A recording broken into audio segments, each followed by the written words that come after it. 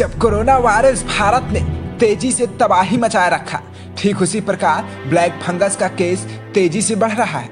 मध्य प्रदेश में black fungus के 50 case मिले हैं, वहीं गुजरात में 100 से ज्यादा केस सामने आए हैं। राजस्थान में पिछले 5 दिनों में 60 केस मिले हैं और महाराष्ट्र में कोरोना के बाद सैकड़ों मरीज ब्लैक फंगस के मिले हैं। ये ब्लैक फंगस के संक्रमण की घटना सामने आ रही है और वो बहुत भयानक है।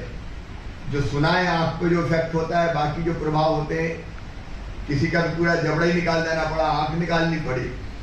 तो ये मेरा चिंता का विषय है। भीलवाड़ा की कल्ला देवी कोरोना से तो ठीक हो गई, लेकिन एक सप्ताह के बाद दोनों आंखों की रोशनी कम होने लगी तो डॉक्टरों ने कहा म्यूकरमाइकोसिस यानी ब्लैक फंगस की समस्या है।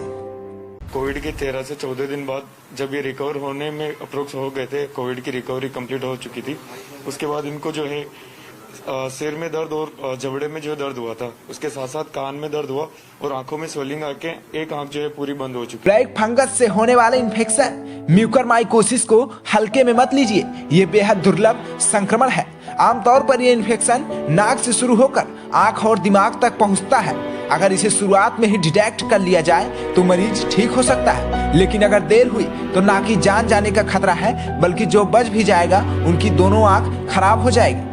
ये कितना खतरनाक है, इसका अंदाजा इसी से लगाया जा सकता है कि दिमाग में पहुंचने से मरीज की मौत होने की आशंका 70 से 80% तक हो जाती है और ऑपरेशन के बाद भी मरीज को बचना मुश्किल हो जाता है।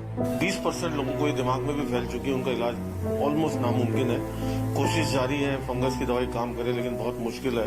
इसलिए इसको घातक भी कहते हैं, क्योंकि नाक से, जबड़े से आंख में जाता है और आंख से बहुत जल्दी दिमाग में फैलता है। अगर ये ब्रेन में चला जाता है तो ऑलमोस्ट 100% मोर्टेलिटी है, मतलब जानलेवा होने का रिस्क बहुत ज्यादा है। सो इसको टाइम से पहचानना और ट्रीट करना बहुत जरूरी है।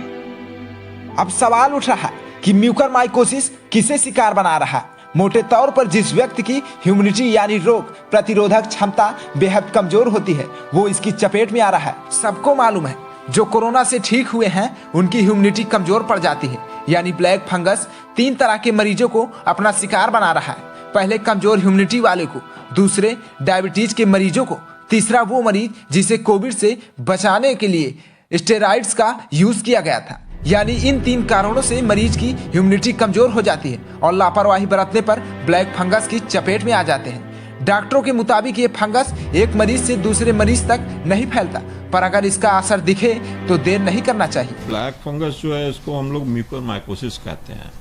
म्यूकरमाइकोसिस एक काइंड ऑफ फंगस जो अधिकतर ये ऐसे आता है, सॉइल में होता है और आप ये भी देखा गया है कि जो पाइप्ड ऑक्सीजन होती है हॉस्पिटल में उसके थ्रू भी आ जाता है।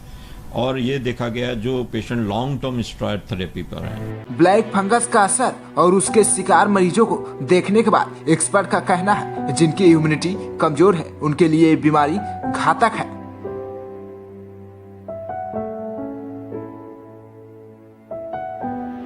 अरुणेश द्विवेदी के साथ अवनीश शर्मा, यंग तरंग न्यूज, दिल्ली।